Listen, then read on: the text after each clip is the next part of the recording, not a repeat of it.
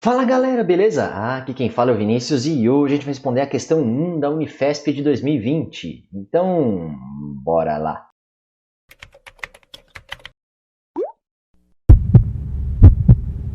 E ela começa assim: as águas cristalinas do Caribe foram manchadas por uma invasão de sargaço, que são algas marrons que formam ilhas grandes flutuantes consideradas ecossistemas, onde se alimentam peixes, caranguejos e aves. O principal fator que contribui para a formação dessas ilhas de sargaço é a produção agrícola, com o uso de fertilizantes na região do rio Amazonas. Os fertilizantes são arrastados pelas chuvas para o rio e chegam ao Oceano Atlântico. Em junho de 2018, a biomassa de sargaço atingiu mais de 20 milhões de toneladas. Na letra A, como é denominado o fenômeno decorrente do lançamento de fertilizantes no Oceano Atlântico que contribui para a formação de ilhas de sargaço? Considere que uma ilha de sargaço se alimentam uma espécie de peixe e uma espécie de ave. Esquematize uma pirâmide ecológica de biomassa que represente essa cadeia alimentar, indicando nessa pirâmide os organismos que a compõem. Na letra B, a qual tipo de produtividade primária correspondem às 20 milhões de toneladas de biomassa de sargaço? Justifique sua resposta. Então, antes da gente começar a responder, já vou pedir para você curtir o vídeo e compartilhar com seus amigos. E agora que você já fez isso, bora lá! Quando a gente fala de produção agrícola e fertilizante, a gente está falando de substâncias que são enriquecidas com fósforo e nitrato e nitritos, porque são nutrientes muito importantes para as plantas em si. Se esses fertilizantes chegam num corpo de água, como os oceanos, rios, lagos, eles vão aumentar a concentração deles nesses locais. A principal coisa que a gente tem quando se fala de algas, a principal limitação do ambiente quando a gente fala de algas são a disponibilidade de nutrientes, porque a energia luminosa ela está em abundância, porque a gente tem o sol. Então as algas, se fosse só por causa da luz, as algas, as plantas marinhas e aquáticas conseguiriam se reproduzir de forma muito bem, que é o que acontece nesse fenômeno aqui, que a gente vai denominar qual é, que é quando acontece o aumento da matéria orgânica dentro dos corpos de água. Quando você tem um aumento dessa matéria orgânica dentro dos corpos de água, as algas elas têm maior capacidade de reprodução. E aí, quando elas se reproduzem, elas acabam gerando um excesso de algas e é um fenômeno conhecido como eutrofização. Que eutrofização significa você estar bem alimentado. Eutrófico significa, quando a gente fala de eutrófico, o indivíduo está eutrófico, significa que ele está bem alimentado. Ele não está nem muito magro e nem muito gordo. Ele está adequadamente alimentado. Beleza? Então essa é a primeira parte dessa questão. A gente respondeu isso, porque é um fenômeno da eutrofização.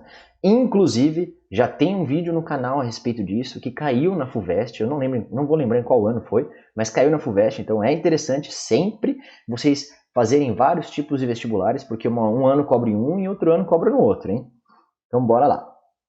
Considere que uma ilha de sargaço se alimenta uma espécie de peixe e uma espécie de ave. E a gente tem que esquematizar a pirâmide ecológica de biomassa. Então, a pirâmide ecológica de biomassa ela é muito similar à pirâmide ecológica de energia. A única diferença é que não necessariamente ela vai ser sempre unidirecional, tá? A pirâmide ecológica de biomassa ela não necessariamente vai ser. A de energia ela sempre é unidirecional. Então a gente sempre tem que ter uma base mais larga e vai subindo formando uma pirâmide mesmo. Pelo simples fato de que se você está se alimentando de algo, esse algo tem que produzir uma biomassa maior do que a que você tem. Não tem como uma árvore só uma única árvore, sustentar uma manada de elefantes, vamos dizer assim. Você precisa de, sei lá, 1000 árvores para conseguir sustentar uma manada de elefantes, porque você precisa de ter muita matéria orgânica, porque um elefante pode consumir toneladas de alimentos. Eu estou dando um exemplo do elefante, tá? Mas eles podem consumir toneladas de alimentos por dia. Então, você não consegue ter essa base da pirâmide menor do que o resto. A não ser numa num específico ponto em que você tem algumas substâncias, algumas matérias que você pega, por exemplo, de algas, fitoplânctons, que às vezes você pode encontrar a pirâmide ecológica do fitoplâncton assim. O fitoplâncton embaixo está menor e aí o resto segue essa característica da pirâmide indo diminuindo. Mas isso é uma fotografia de um momento específico.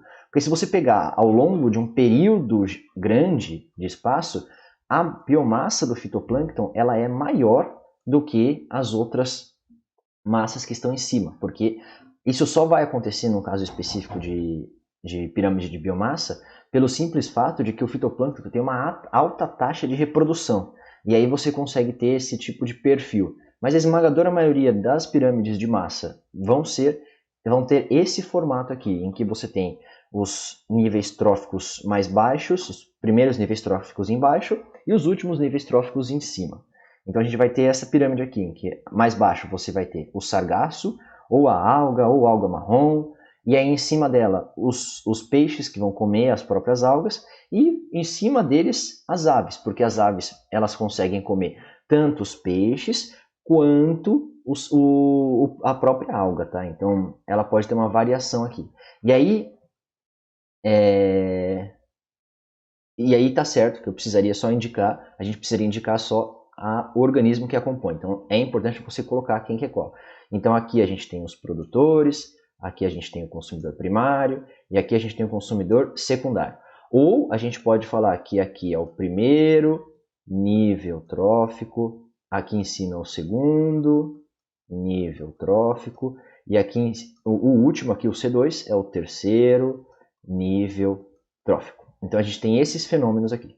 Agora, na letra B, a qual tipo de produtividade primária correspondem às 20 milhões de toneladas de biomassa do sargaço? Então, quando a gente fala de produtividade primária, a gente tem dois tipos. A produtividade primária bruta e a produtividade primária líquida.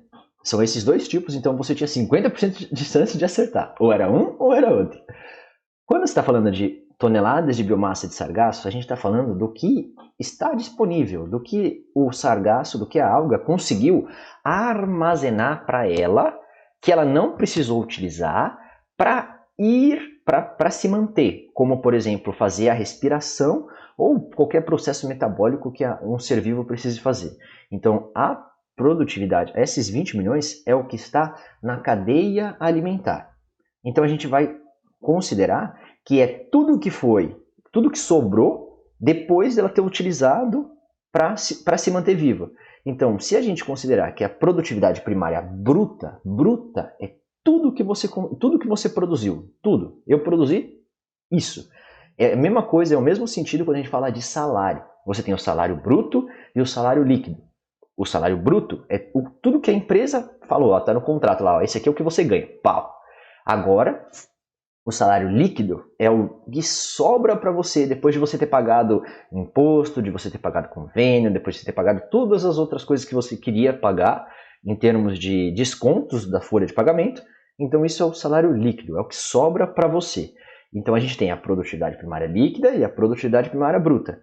A produtividade primária líquida vai ser essa disponibilidade, é o que sobra para a gente. Então a gente tem que considerar que esses 20 milhões de toneladas serão as produtividade primária líquida, ou seja, é tudo que ela não usou. E aí a gente pode responder dessa forma. Por quê? Que é a produtividade primária líquida.